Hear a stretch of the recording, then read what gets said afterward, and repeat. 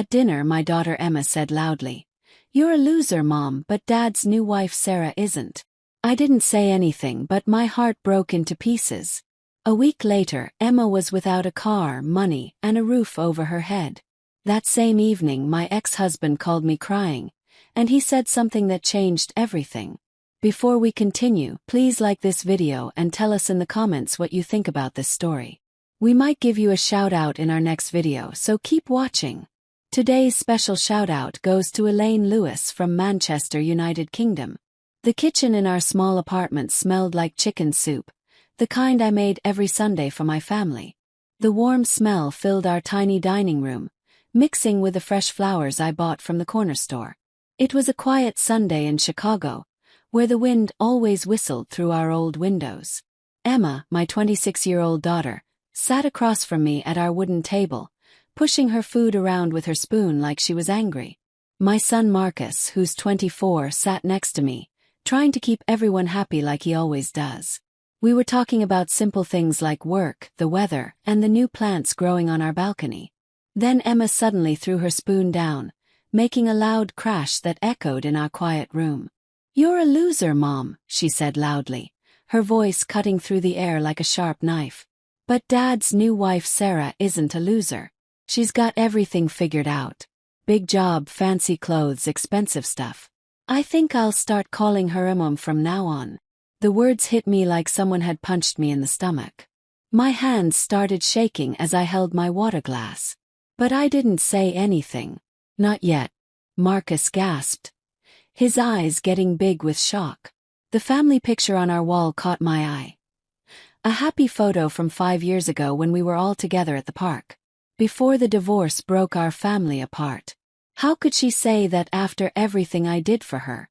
"Emma, that's not nice," Marcus said back, his voice calm but hurt. He leaned forward in his chair. "Mom has been there for us our whole lives. She built this family, not some stranger." "You're being mean." Emma laughed in a nasty way, pushing her bowl so hard it almost fell off the table. "Mean? Look at her, Marcus. Still working 2 jobs just to pay rent. Sarah is a real success story. She knows how to win in life. Mom is just ordinary." She stood up fast, her chair making a loud scraping sound on our old floor. I sat there, too shocked to speak, thinking about something that happened years ago. Right after the divorce, when Robert left me for what he called a better woman. Emma was 21 then, just finished college and didn't know what to do with her life. I had saved up all my money and bought her a small red car. Nothing fancy, but it worked well. "This is for you, sweetie," I said, feeling so proud and happy. But she just looked at it and said, "Thanks, I guess. But Sarah drives a BMW." That hurt so much, but I buried the pain and kept working extra hours to help pay for her apartment and food. "Emma, sit down," I finally said, my voice quiet but firm, even though my jaw was so tight it hurt. "We're a family. Families don't talk like that." She laughed again, that same mean laugh that didn't reach her eyes. "Family? Really? You've been holding me back, Mom. Sarah is the one who really gets it. She gives real advice, real help. I'm just old-fashioned." With that, she grabbed her jacket and walked to the door, her feet stomping loudly on our wooden floor. Marcus reached across the table and took my hand. "Don't listen to her, Mom. She's wrong. You're the best mother in the world. She's just, I don't know, maybe jealous or something." His words made me feel a little better, but the hurt was still fresh. He stood up too and gave me a big hug. "I'll talk to her later. Love you, Mom." Then he followed Emma out, the front door closing with a soft click, leaving our home very quiet. I stayed in my chair, looking at the messy table with half-eaten food and crumpled napkins.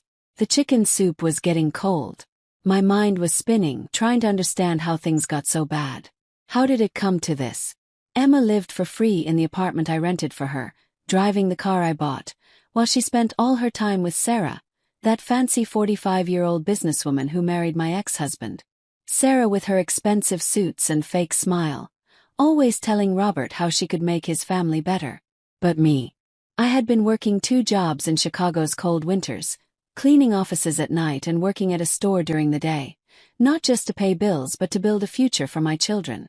The photo on the wall seemed to mock me now, showing us when we were happy. The clock on the wall ticked softly, each second making the quietness feel bigger. I didn't clean up the dishes or even stand up. Instead, I let my anger grow, thinking about it like a fire getting bigger. I thought about every late night I worked, every vacation I didn't take so I could pay Emma's bills, every time she threw Sarah's name in my face like a weapon. Enough was enough. If Emma wanted to call me a loser, she would learn what life looked like without my help. It was time to show her what I was really worth. The night air outside was cool, with a smell of spring flowers from our neighbor's garden floating through the open window. I left the table messy, with the lights still on in our dining room, making everything look warm and yellow. I got a cold soda from the fridge and went outside to our small balcony. The fizzy drink felt good in my hands as I looked up at the stars above Chicago. They were shining like tiny diamonds in the dark sky. I opened the can with a satisfying pop and took a long drink, letting the coldness match the cold feeling growing inside me.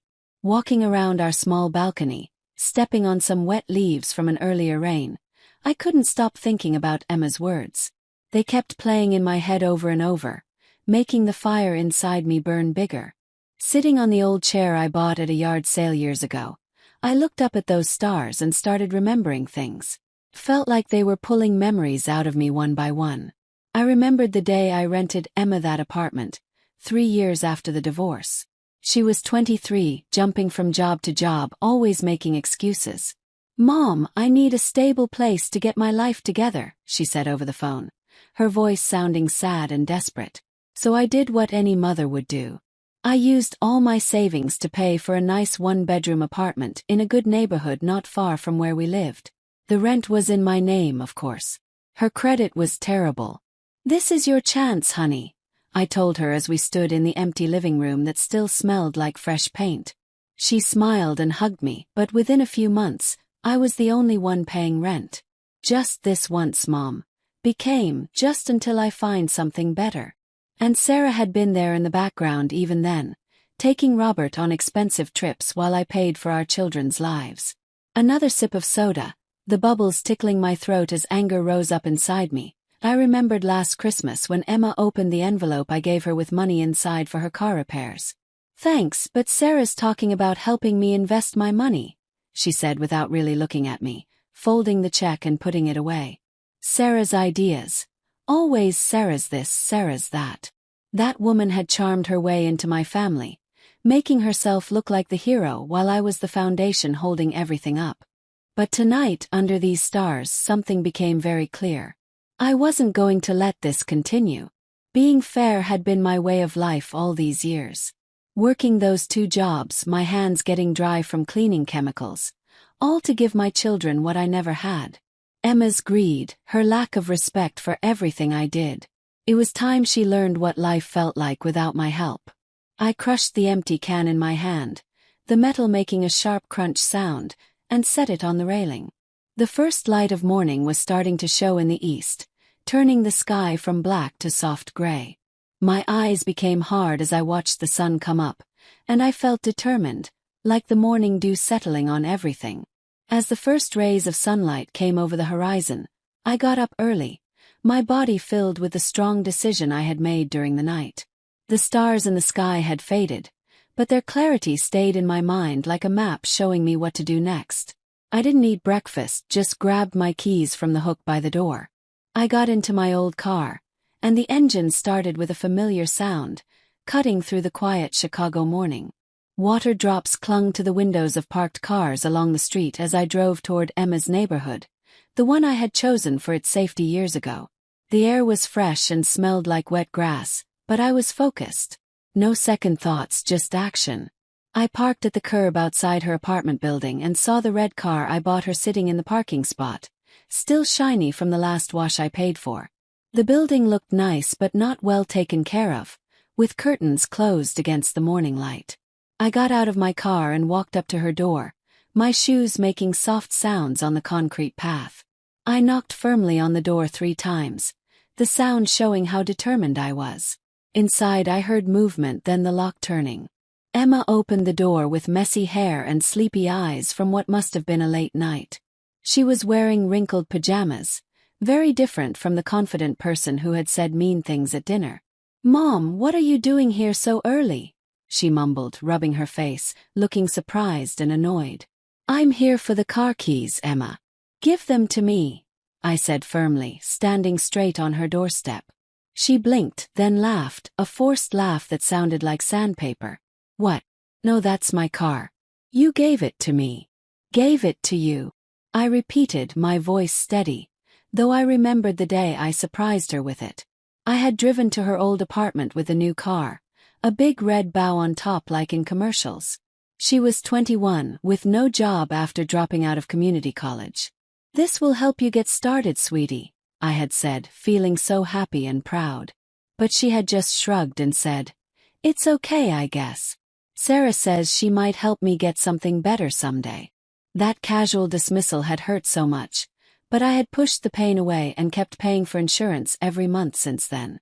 Now, under the morning sun, that memory made me even more determined.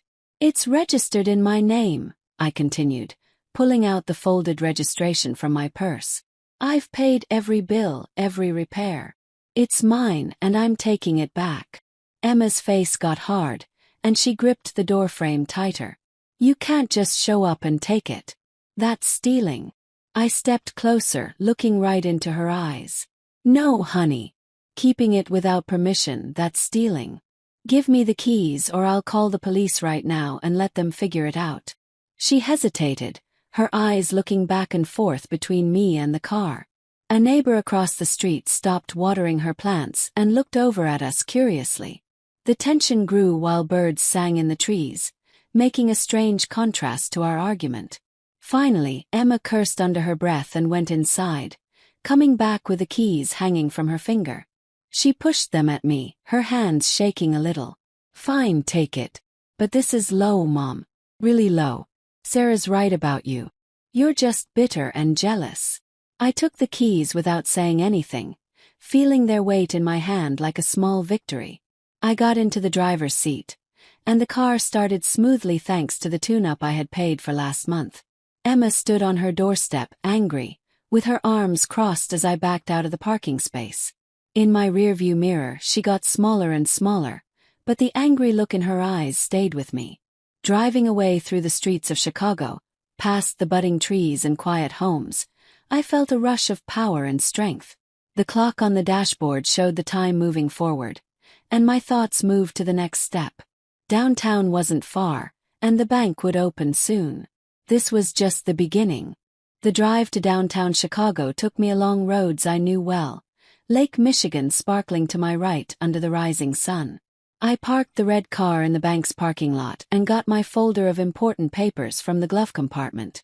Bank statements, rental agreements, all organized perfectly. Walking through the glass doors that opened with a soft whoosh sound, I could see the clear spring sky reflected in them. Inside, the lobby was quiet, with tile floors that echoed my footsteps as I walked to the counter. A young man in a neat shirt looked up from his computer screen that was flickering with the bank's logo. "Good morning, ma'am. How can I help you today?" he asked in a professional and polite voice. I put my ID and the rental papers on the counter, spreading them out carefully. "I need to stop the automatic payments on this account. It's for an apartment I own, but the living situation has changed." He nodded and started typing on his keyboard, the clicking sound steady and rhythmic. As he looked at the details, my mind wandered to the day I had signed those papers. Emma had been there, sitting in the rental office, looking at her phone while I signed page after page. "Thanks, Mom. This place is perfect," she had said without even looking up. I had paid the security deposit from my overtime money, still smelling like cleaning chemicals from my night job. Robert had been gone by then, off with Sarah, but I wanted to give Emma a stable home. Now, as the bank worker asked for confirmation, that memory made me sure I was doing the right thing. "Everything looks correct," he said after a moment, printing out a form. "You'll need to sign here to stop the transfers. We'll let the resident know by mail, but it might take a few days." I signed with a steady hand, the pen moving smoothly across the paper. That's fine. Thank you. As I gathered my papers, my phone started buzzing in my pocket, vibrating insistently and breaking the calm quiet of the lobby. I stepped aside to a quiet corner near a plant with shiny green leaves and answered the call. It was Emma, her voice exploding through the phone before I could even say hello. Mom, what the hell? The bank just called and said payments are stopping. You're kicking me out. This is MY apartment. I kept my voice calm, holding the phone tighter as the plastic warmed against my ear. It's my apartment, Emma. My name on the lease. My money keeping it going. You were never officially a tenant. Just a guest I let stay while I paid every bill. Her breathing was heavy and ragged, the anger turning into something desperate and scared. You can't do this. Where am I supposed to go? This is cruel. You're ruining my life over one comment. One comment. I repeated, pausing as someone in the lobby looked over after hearing the loud voice on my phone. It's been years of taking, Emma. Years of me building while you lean on Sarah. Time to stand on your own 2 feet. She was begging now, her words tumbling out fast and panicked. Wait, Mom, let's talk. I didn't mean it. Sarah's been giving advice, but please don't do this. I hung up, the click sounding final, but her desperate voice echoed in my mind. My phone buzzed with a text alert, probably from her again, or maybe someone else she had called for help.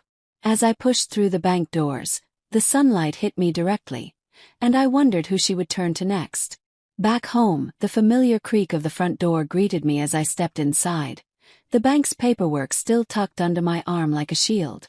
The drive from downtown had been peaceful, the red car handling smoothly on the winding roads along the lake. But Emma's desperate voice from the phone call stayed in my ears like an unwanted song. I set the keys on the kitchen counter, the metal making a soft clink against the granite surface, and poured myself a cup of coffee from the pot I had set to brew before leaving. Steam rose in lazy swirls, carrying the rich smell that helped me feel calm amid all the chaos. As I sat in my favorite armchair in the living room, sunlight came through the half-open curtains in golden beams. My phone buzzed again with a text notification. It was from Marcus, his message appearing with a soft chime. Mom, Emma just called me freaking out. She says you're cutting her off completely. What's happening? I sipped my coffee, feeling the warmth spread through me, and texted back quickly, keeping it short. Just taking back what's mine. She'll be fine. But before I could put the phone down, it rang with Marcus's name flashing on the screen. I answered, leaning back in my chair. Hey, honey, I said, my voice steady and calm. Mom, talk to me, he replied, his voice full of worry and concern. Emma is going crazy about the car and the apartment. She said she's going to Sarah for help, and that Sarah's already talking about handling you and teaching you a lesson. Are you okay? His words hit me like a cold wave, but I kept my grip relaxed on my coffee mug, letting the information sink in.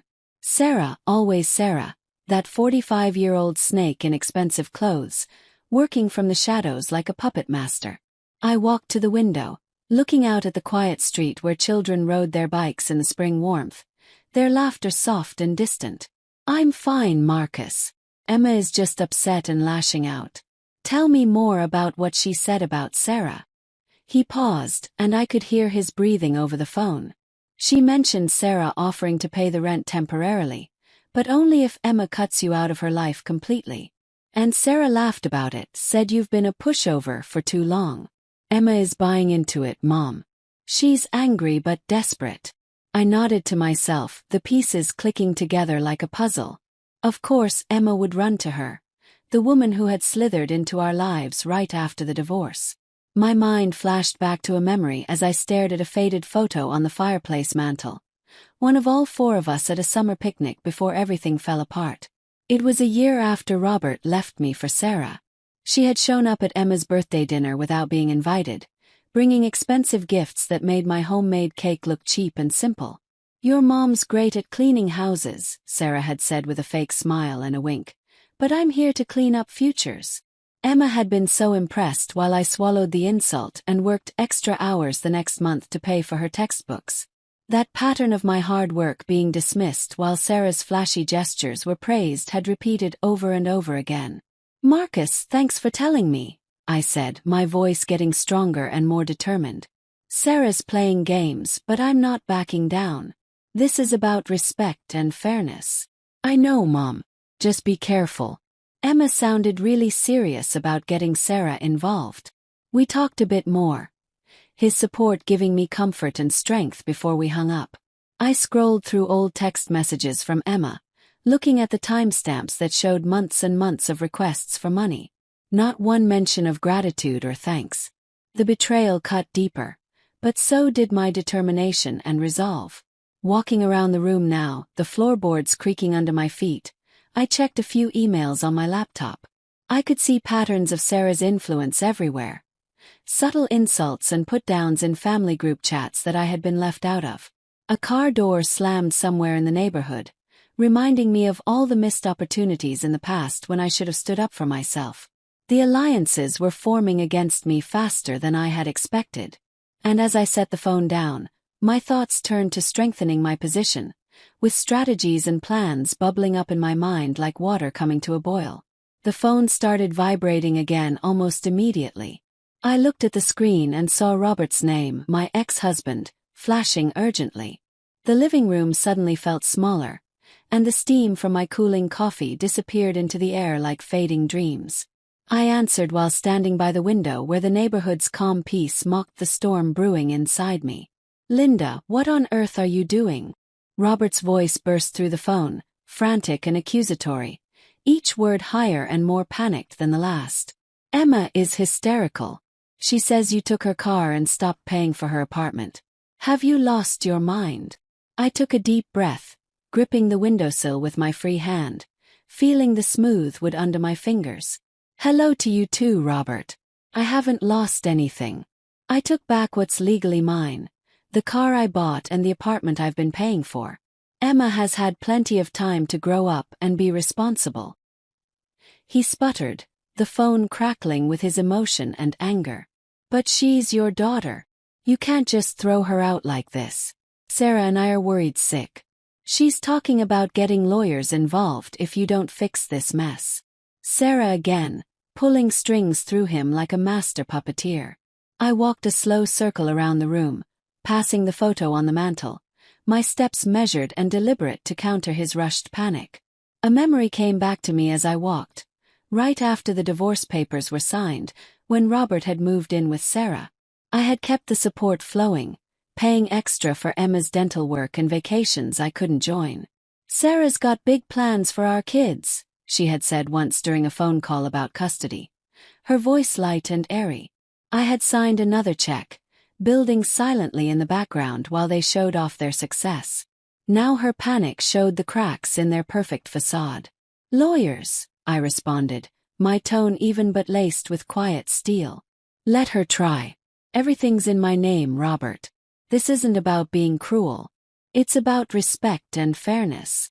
I've built everything Emma stands on, and all I get in return is being called a loser." Robert paused. Then his voice shifted, becoming softer and more pleading. "Linda, please, for old time's sake. Emma needs stability. Sarah says you're being unreasonable and stubborn. She's willing to help, but only if you back off and let us handle this." I stopped pacing, my jaw tightening as the afternoon light grew dimmer behind gathering clouds. Sarah's help always comes with control attached. Tell them both I'm done being the silent provider who gets no respect. Emma learns now, or she keeps leaning on others forever. His voice cracked, desperation creeping in like water through a crack. "You don't understand. She's threatening to cut you out completely. We're family, Linda. Fix this before it's too late and we lose her forever." The call ended with him hanging up first, the silence ringing louder than his words ever could.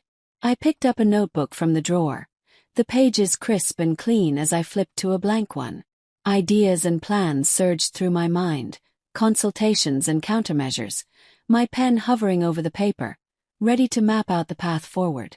With the notebook still open on the passenger seat, its pages filled with scribbled notes from the frantic call with Robert, I started my car's engine. The familiar sound cut through the quiet afternoon in Chicago. The spring sun hung low in the sky, casting long shadows across my dashboard as I pulled out of my driveway. I looked through my phone's contact list at a red light downtown, and my thumb stopped on a lawyer's number. She was an old friend from my cleaning job days when legal troubles had come up with difficult clients years ago. No time for doubt or hesitation. The alliances against me were getting stronger, and I needed protection and backup. The light turned green, and I drove toward her office on the edge of town, Lake Michigan's surface visible in my rearview mirror, reminding me of steady currents flowing beneath the surface. I arrived at the small brick building, parked my car and stepped inside. The waiting room smelled like fresh coffee from a pot brewing in the corner, mixing with the scent of old books and legal papers. The receptionist smiled and nodded me through, and soon I was shaking hands with Janet, the lawyer. Her grip was firm across a desk covered with files and documents. "Linda, what's the trouble?" she asked, leaning back in her squeaky chair, her eyes sharp and alert behind wire-rimmed glasses. I explained the basics, taking back the car, stopping the apartment payments, the growing threats from Emma and Sarah. I kept my voice level and controlled, opening the notebook to the important points I had written down. "I need to know what protection I have. The assets are all in my name, but they're talking about getting lawyers involved. And Sarah's business dealings. Are there any weak spots there I should know about?" Janet looked through the papers I had brought, her pen tapping a steady rhythm on the desk. "Smart move, getting advice now. The apartment and car are solid. Your ownership is crystal clear. But if they try to claim emotional distress or manipulation, we'll fight back with records of all your financial support over the years." She paused, flipping through more pages. "As for Sarah, public records show her companies have had some tax problems. Nothing huge, but it could be useful leverage if she tries to escalate this situation. I'll write up some cease and desist letters just in case we need them."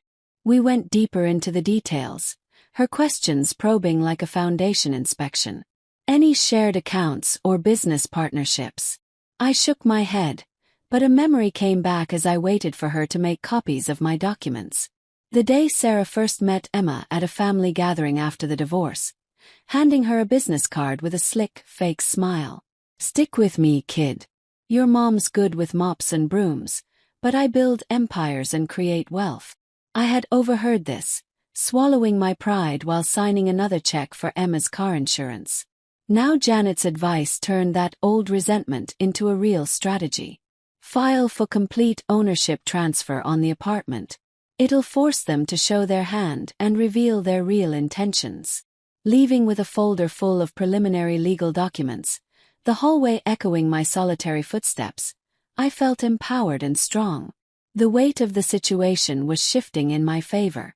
But one meeting wasn't enough. I drove straight to my accountant's office across town, my car's tires humming over familiar potholes and bumps in the road. I parked in the lot shaded by budding oak trees and entered the clean, sterile office space with fluorescent lights buzzing overhead. Ellen, my accountant, greeted me with a professional nod, her desk covered with spreadsheets and financial documents like a paper ocean. "Linda, it's been a while. Sit down and tell me what's going on with these family troubles." I spread out my financial statements on her desk, pointing to transfers and payments, explaining how I was cutting off support to Emma while Sarah circled like a vulture. "I want you to review everything for any loopholes or problems. Are there any shared assets I might have missed?" She adjusted her glasses and started typing on her keyboard, the keys clicking as she pulled up my digital records. "Your accounts are clean and separate. No joint anything with Emma. But Sarah's business. I've seen some of their filings, and there are some questionable irregularities in their deductions and expenses. If you're thinking about audit red flags, the IRS loves getting tips about that kind of thing." Her tone was matter-of-fact, but I could hear the underlying suggestion. "Why the sudden interest in taking action?" she asked. "Family respect is long overdue," I replied, writing down her suggestions about freezing additional credit lines and anonymous reporting channels.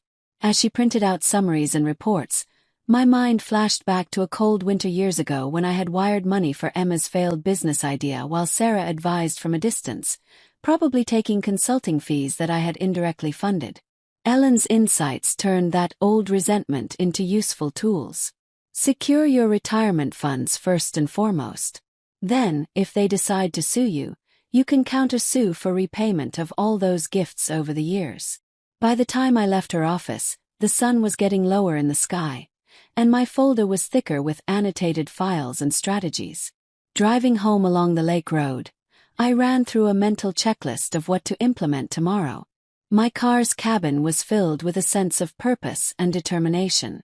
But as I turned into my driveway, a new alert pinged on my phone, hinting that the storm was about to get much worse. At my kitchen table that evening, the folder from my meetings lay open under the warm glow of the overhead light. Papers rustled as I sorted them into neat piles, legal documents on the left, financial records on the right. The house was quiet, with afternoon shadows getting longer across the wooden floors, but my focus was laser-sharp and intense. I logged into the online portal first, my fingers moving quickly over the keyboard to start the ownership transfer process on Emma's apartment. I double-checked addresses against the lease documents, making sure everything was perfect. The cursor hovered over the submit button for a brief moment as satisfaction bloomed in my chest. Clicked and it was done. A confirmation email arrived with a cheerful ping, like a starting gun for the next phase. Next came the certified mail, envelopes sealed with notices of asset freezes and ownership changes. I put stamps on each one with deliberate, firm presses. I addressed one to Emma and another to Sarah, care of her business address, the ink flowing steadily from my pen. As my printer started spitting out copies with mechanical precision, a flashback interrupted my concentration. Sarah's arrogant entrance at Robert's company party years ago, raising her champagne glass high in a toast to new beginnings, while Emma hung on her every word. My quiet contributions had been forgotten in the sparkle and glamour. That memory fueled my next step, logging into the IRS tip line anonymously, typing in details Ellen had flagged about Sarah's questionable business deductions and suspicious expenses. I pulled dates from public filings, cross-referencing everything carefully. Submit. The screen's glow reflected my steady, determined gaze. Walking to the window while waiting for email receipts, I noticed the neighborhood settling down for the evening.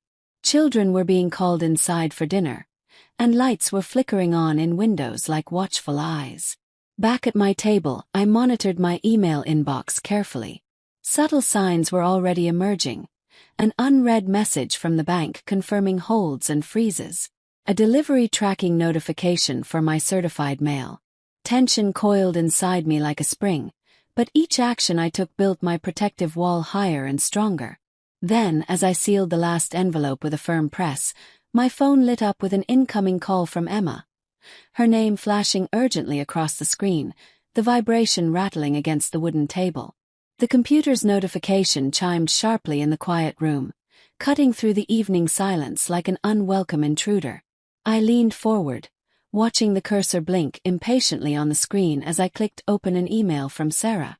The subject line was screaming in all capital letters. "Stop your harassment immediately." Her words poured out in a flood of legal language mixed with fury. Threats of lawsuits for harassment and manipulation, claims that I had overstepped my boundaries on assets that belonged to the family she had inserted herself into. My coffee mug sat nearby, leaving a faint ring stain on the document beneath it, a small imperfection amid the mounting storm of conflict. Before I could even think about writing a reply, my phone rang loudly, Sarah's number flashing on the screen. I answered and put it on speaker, the device vibrating slightly against the table. "Linda, you foolish woman," Sarah's voice boomed through the speaker, that businesswoman polish now cracked and broken by pure rage. "What do you think you're doing? Freezing accounts and meddling in my business. You think I don't know you're behind all this trouble with Emma? You'll regret dragging my company into your petty little grudge." I stood up, pacing to the window where street lights were flickering on in the Chicago evening. Petty, I replied calmly. I've taken back what's mine, Sarah. Years of my sweat and hard work funding your shadow games. Threaten all you want. My lawyer is ready and waiting. She laughed, a harsh sound that grated like nails on a chalkboard. Your lawyer? Please. I have legal teams that eat people like you for breakfast. Back off immediately, or I'll bury you in court costs so deep you'll never see daylight. Emma doesn't deserve this treatment. You're destroying her out of pure jealousy and spite. Jealousy. The word triggered a flash of memory. The first time Sarah had hosted a family barbecue at her huge, expensive home years after my divorce. Emma had been laughing at all her jokes while completely ignoring my phone call about a job opportunity one had arranged for her. I had built all the bridges in our relationship, and Sarah had stolen the credit for the crossings. Destroying her. I'm teaching her something you never could, Sarah. Real responsibility and respect. The call escalated quickly, her threats piling on top of each other like a house of cards. Restraining orders, countersuits, financial ruin, until I cut her off mid-rant with a firm voice. Save it for the judge. Blick. The silence that followed was deafening, but it didn't last long. Heavy, urgent knocks pounded at my front door, vibrating through the house like thunder during a storm. I walked to the entryway and peered through the peephole. Emma stood there, completely disheveled, her hair wild and messy, her eyes blazing with anger and desperation under the porch light. I opened the door just a crack, keeping the security chain latched. Emma, this isn't a good time to talk. She pushed hard against the door, the wood straining against the chain. Let me in, Mom. This has gone way too far. You took my car, my apartment, and now Sarah's saying there might be audits and investigations. You're ruining my entire life. I unlatched the chain and stepped back as she barged into my living room, her breath heavy with frustration and panic. The lamp cast dramatic shadows across her tear-stained face, highlighting the dark bags under her red, swollen eyes. Ruining your life. You've been ruining yourself, Emma. Leaning on me while calling Sarah your real mother figure. It's time to learn how to stand up on your own 2 feet. She pointed an accusing finger at me, her voice rising in jagged, broken peaks. You don't get it, Mom. Sarah's been helping me, offering me a place to stay and loans to get back on my feet. You're just bitter and jealous because Dad chose someone better than you. Just admit it. Bitter and jealous.